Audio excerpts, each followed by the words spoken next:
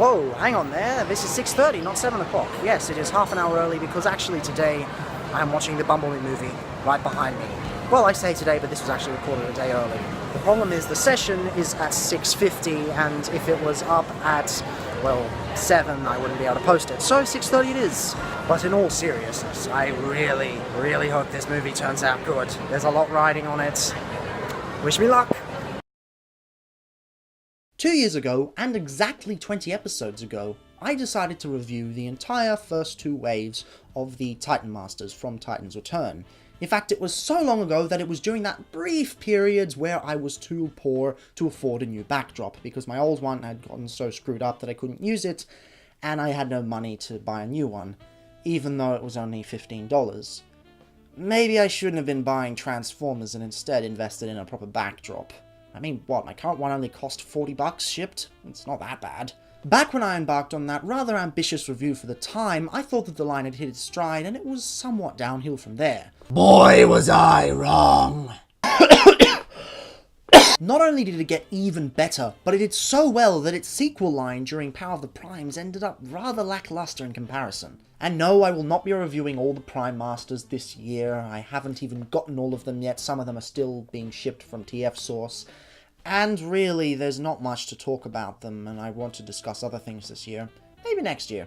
Give me an ask. Unfortunately, for whatever reason, in spite of the line being extended past what it was originally supposed to be, not all the toys planned came out. Originally there was supposed to be an Optimus Primal from the Ape-Face toy, well, supposedly, I think it was from the Ape-Face toy, we don't have any confirmation, and supposedly a Torizer from the Sawback toy. Again, these were only listings, so we don't know for sure if they were supposed to come from those toys, but it's safe to assume. Because of this, there only ended up being 7 toys across the last 3 waves. Wave 3 had a proper 4 toys, although 1 was a repaint. Wave 4 was only 2 toys with 2 re-releases, so of course I won't be covering those. And Wave 5 was just Ramhorn, who barely came out in Australia until Smash Convention this year, where I finally got a copy of Optimus Prime. Thanks, by the way.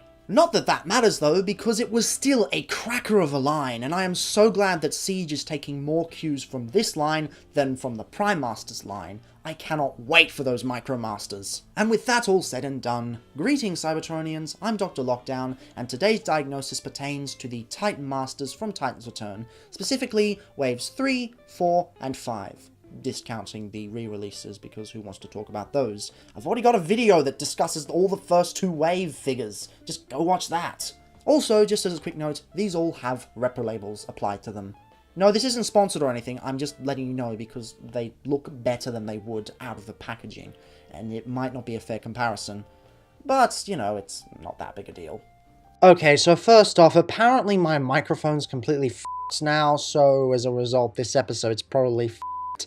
Sorry guys, but the show must go on. I've already ordered a new microphone, even though it's a completely shitty microphone, although it's slightly better than my current shitty microphone, or should I say former shitty microphone. Anyway, as I said, the show must go on. So I suppose we should get the 1 repaint of the set out of the way, right? Well, I say 1 repaint, but I'm referring to repaints of toys I've already covered.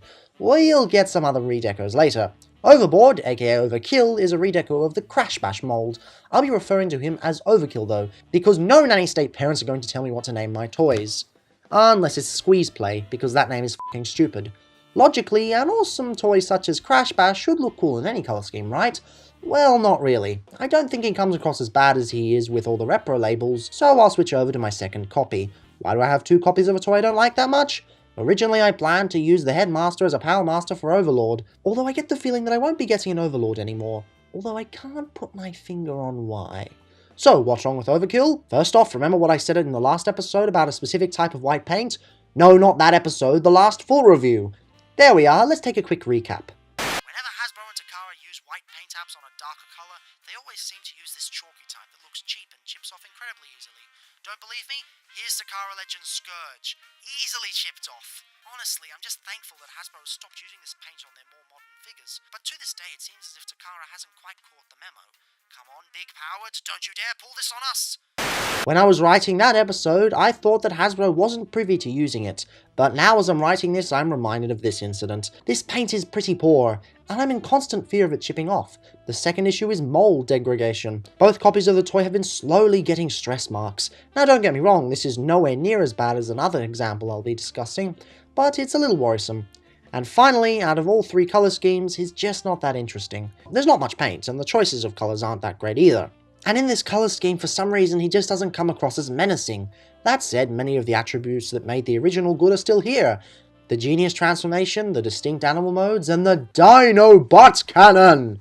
But I'm not going to go into them too much. See, I've already reviewed this toy. To go through everything again will be completely pointless at this point. You already know I like the base mold, and the flaws here don't make this the worst toy in existence. I just don't want to dwell on the redeco of the group too much, because there are 6 new toys to go through. You want more information on the molds? Go watch the original video. I think I screwed up royally. Really badly. I'm not sure if I can actually get the peg out of there. See, I just remembered as I was filming this, I completely forgot about it whilst I was writing the script, but I actually have a photo for it. They've made this peg hole 1 millimeter or half a millimeter too wide, so that is gonna be... Oh god, what have I done? What have I done? It's stuck in there! I honestly did not realize this until I was beginning filming. Jesus, this is bad. Give me a second. Phew! Thank God. I got it out of there somehow. And now this is off. But yes, another QC issue. He is too wide for most Transformers to hold him because it's half a millimeter too thick on the peg hole. Great job, Hasbro! Moving on to the newer guys, Terror is a swooper-like. And out of all the 3, he might be one of my favourites in terms of gun mode. But before we get to that, first off we have the hovercraft mode. It's fine, I guess. It's obviously a pterodactyl turned upside down with a seat flipped out, and it's not that bad. I mean, we've had far worse rider modes in the series already. The Headmaster himself is somewhat respectable in his design. He's definitely pushing the classic black and white space opera vibe, almost looking like a villain out of an Astro Boy episode. His face sculpt is also fine, albeit a little indistinct. The black paint works well enough, but compared to the recent Power of the Prime's counterpart, he just doesn't hold a candle to it. Using the 2 pegs on the floor, Tero can slip into the cockpit with no issues, aside from the fact that there aren't any controls and he doesn't line up with the sculpted seat. You can't even fake a control panel with the nose cone. It does have its own charm to it though, fitting into that classic 60s anime aesthetic. The transformation into dinosaur that's not really a dinosaur mode is about as easy as you'd expect, with the interesting choice of having him slide into the body from the underside. I'm not going to go into that much detail for the transformation, as they're incredibly simple and all the information you can see is already being displayed on the screen. Besides, there's no way I'm letting this video be as long as the Devastator one. Now I do admit that this design looks a lot better than it should thanks to the repro labels, but overall it's not a bad figure anyway. He's got a fairly nice and clean profile, and dare I say the design is better than the Power of the Primes version, although that's not hard when you don't have to force in a combining gimmick. Although a Titan Master combiner would be neat, I reckon. Yes, the Titan Master is pretty visible in this mode and his angle looks quite ridiculous, but overall it's alright. I really do recommend getting the repro labels though, as without them he is a little bland. As said earlier, I really enjoy his gun mode. It's sort of an energy crossbow, and if you have the right figure you can mimic using a string, or an electro string, or that other kind of string that I won't mention in this video. Given the tendency for all the weapons in this line to be absolute garbage, it's nice to see that one turned out alright. You can even get options when it comes to how you orient the wings. Everybody wins. Next up we move into one of the most forgotten G1 characters and one of the most forgotten Titan Masters, Fangry. He's not bad in any way, but everyone, myself included, seems to forget this figure and this character exists. His design is actually quite interesting overall, but when discussing the best and the worst he gets left out entirely. It is a little bit of a shame because his original G1 toy is hilarious. Taking a look at the Headmaster, you may think he looks familiar. The colours are very nice, even though the detail on the arms and heads are lost amidst the black plastic, but in case you're wondering what they'd look like on a higher budget, take a look at the exclusive Scorponok that came with Grotesque. The mould is identical, except for the chest and the face sculpt on his back. I do think I prefer Fangry's colours more though, even though there's no paint. The face sculpt though? By God, it's fantastic! Yes, it's a little lacking in the paint department, but this design is killer! It may not be unique or original, but I f***ing love this face sculpt. Even without the metallic visor provided by repro labels, it's still a hell of a mold. Honestly, in this mode I actually prefer it to Scorponok. It's just that good. No joke. Unfortunately, the rider mode isn't that great. In case you couldn't tell, it's a dragon, with a 5mm cannon pointing out of his chest, and a hollow back section. I mean, I can see what they were going for, and the design has a lot of mechanical and bestial detail, but the end result just isn't that great. I still like it though, even though the Headmaster integration doesn't work that well. He just rests on the top between a few slots. It's not solid at all. The werewolf mode is also adequate. The detail on display doesn't quite mesh, but that's kind of the point here. It's a shame the transformation is so simple, because if they'd added some extra joints, he could have looked way cooler. Alas, instead we got a somewhat lackluster werewolf with Squidward's face on its stomach. On the side notes, the dragon head actually locks into place in the middle of the torso in case you want to display them separately. It looks terrible though, so don't do it. Just don't. And then we have the gun mode. It's fine. It's just a wolf lying on its back. It's probably one of the laziest gun modes I've seen in the whole group. Hell, even the Prime Masters turn out better than this one. It's passable, but I wouldn't use it on any figures. Real shame, this guy could have been so much better. And to close off Wave 3, we finish with Sawback, also known as Leone from Generation 1. And oh boy, I hated this guy from the moment I got him. First off, the Headmaster. The robot mode's alright, a lot of 90-degree angles, and the lion head is actually pretty funny. Not a lick of paint, but hey, it gets the job done. Then you turn it into head mode, and crikey, this guy looks awful! Yes, I'm aware the G1 toy looks pretty shit overall, but this guy doesn't make any attempt to update the design into something better. Yes, it's a nice touch that they have the lion head hidden in the robot face like the classic version, but when the face looks bloody awful, what's the point? And then you bring the rider mode in. What the actual f*** am I looking at? I don't know what this is supposed to be. Sure, the repro labels kinda help, but it isn't coherent at all. I suppose it could be considered a rail car with those things on the top that use electricity, but if that's the case, why would he turn into that? You might think that putting the Headmaster in the car makes it look better, but it doesn't. It's funny, but it's not good in any way. Plus the connection is way too tight. I'm worried I'm going to break poor Sawback here by pulling him out. I won't, thanks to Pin's legs, but it doesn't make my worries go away. Now, I will admit, the transformation is actually quite interesting. I wouldn't say it's enjoyable, but at least it's interesting. The head integration is also quite good, but what we're left with is pretty pathetic. We're left with a static wings line with the face of a Lion King bootleg DVD and a back hollow enough to, I'm sorry, I can't think of a joke here, and quite frankly, I don't want to put effort into it. Everywhere you look, you see open sections and compromised sculpting to fit the budget. They clearly had big plans for this toy, but all of that was cut out. It's as hollow as his very heart. Oh shit, I actually found the joke for that. Maybe I would have enjoyed this figure more if it were in black and purple, but we'll never know, to be honest. Perhaps Select Series will give the 2 unreleased repaints to us, but until that day and beyond, he will forever remain a piece of shit. At the very least, he doesn't insult us with a terrible gun mode, instead opting for a shield, which is too small for any figure to look powerful with. I understand the idea that the designers wanted to convey, but it doesn't turn out very well. He's bad. Really bad. I might have been disappointed with what Power of the Primes did to the size class, but at least they never gave us anything this terrible. Moving on to Wave 4, Repugnus steps forth as the most useless figure of the size class. See, remember that time when I explained the fan reaction for certain toys getting shafted in a larger scale? Now, the reasons a whole bunch of fans fade these guys is because they're representations of characters that in all honesty wouldn't sell in this kind of line. I mean, already Transformers is having trouble selling the RID character, even though they have such diverse personalities in the show. If they find it hard to sell those toys, what chance do these toy-only characters have? But of course, the hardcore G1 fans would rather have full toys of these guys, and my god they were angry, until Legends Brawn was announced. Well, after the release of this toy, Hasbro actually listened to fans, and eventually made a full-sized version of Repugnus. Still, people found use for it, as the face on the larger toy is pretty piss poor. You look at the Titan Master version on the left with its sharp angles and bug eyes, then you compare it to the later version on the right with the bland face and for some reason painted yellow on top of yellow? What?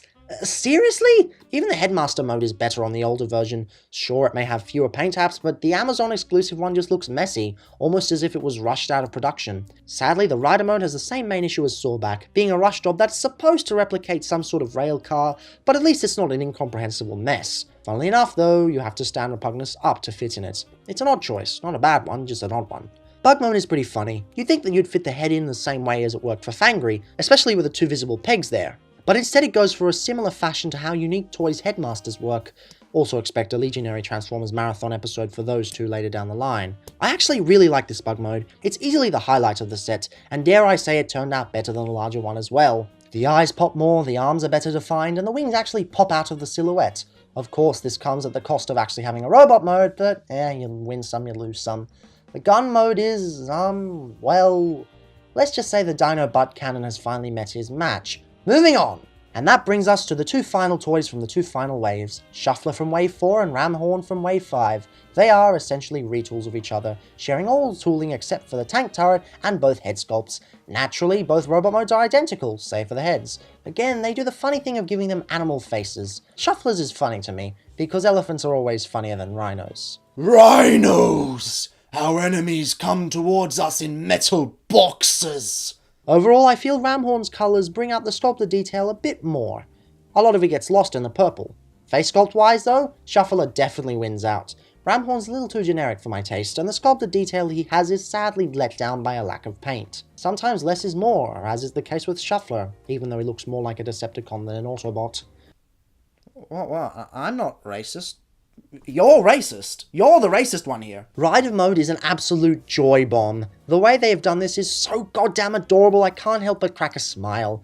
Unfortunately, Ramhorn's looks like a mess, proving that he was definitely the retool while Shuffler was the original, but damn, this right here is a cool alt mode. You can even get a rotating turret, which is really neat. I mean, come on, think about it for a second. It's pretty likely that someone who didn't care about this as much would have made it a solid piece. Beast mode integration may be a little simple, and Ramhorn does have a problem of staying in there given the poor tolerances created during the retooling, but oh boy, these beast modes are, again, f***ing adorable. They may be covered in guns and greevils, but at their core they're still tiny animals, and that brings warmth to my heart. Again, I prefer Shuffler because of elephants and all, but that doesn't discount Ramhorn's rather nice paint job and sweet retooling on the head, but in the end, Shuffler has more articulation thanks to the trunk, so check and mate. If I had to complain about one thing, it's the standing platform between the two front legs, but given the way these figures stand, it's pretty much never going to be noticed. Also, in spite of the limited articulation, they can do this. God damn it, I'm gonna get diabetes from how cute this is. The gun mode, if you can call it that, is actually quite interesting. It's more of a bomb platform, made ever more obvious with repro labels. It's not bad in any way, it's a shame that they don't have a great gun, but it's still okay. Not that it matters in the end though, as to this day these guys remain the top Titan Masters of the bunch. When we finally get all 15 Titan Masters released in a single shot, it reminds me of why Titan's Return was easily the best of the whole trilogy. We had new and innovative designs that did things no one was expecting, with the only stipulation that they somehow incorporated a headmaster gimmick. Siege is looking to blow the entire trilogy out of the water, but even though it's technically better, it still currently doesn't have the pure imagination created by Titan's Return. Let's hope that the rest of the Cybertron trilogy gives us more obscure characters and concepts. Preferably ones that don't involve parts forming, thank you very much. So, let's recap the line with all the scores right now. Overkill could have easily been a 5 out of 5 like his other mold mates, but due to the issues and due to the poor paint, he's just not as good as he could be. He's still a decent toy and there's not enough to make me tell you to stop buying him, but personally I really don't enjoy him. The score might not mirror my actual thoughts on it, but that's because it's subjective, and objectively there's nothing too wrong with him. Moving on to Tero, he's a very, very decent figure. If you want a figure to have an Energon crossbow, then I really can't recommend any other figures or any other upgrade kits. There might be an upgrade kit or a third-party toy with some sort of crossbow or bow somewhere else, but really, he's just better than those. The only downside is the head sculpt is kinda boring. I'm not sure if I can recommend Fangry. There's nothing really wrong with him, but he doesn't stand out. Head sculpt's fantastic, but I think I'd prefer if they made a full figure of him. Geez, now I know how all those G1 fans felt when Brawn was announced to be a Titan Master. Wow, you really become what you hate eventually. Sawback! Nope. Not even once. In spite of a few flaws with Repugnus, I really do recommend him even if you have the larger version. In fact, I recommend him especially if you have the larger version, because that figure isn't quite complete without the head sculpt that this figure provides.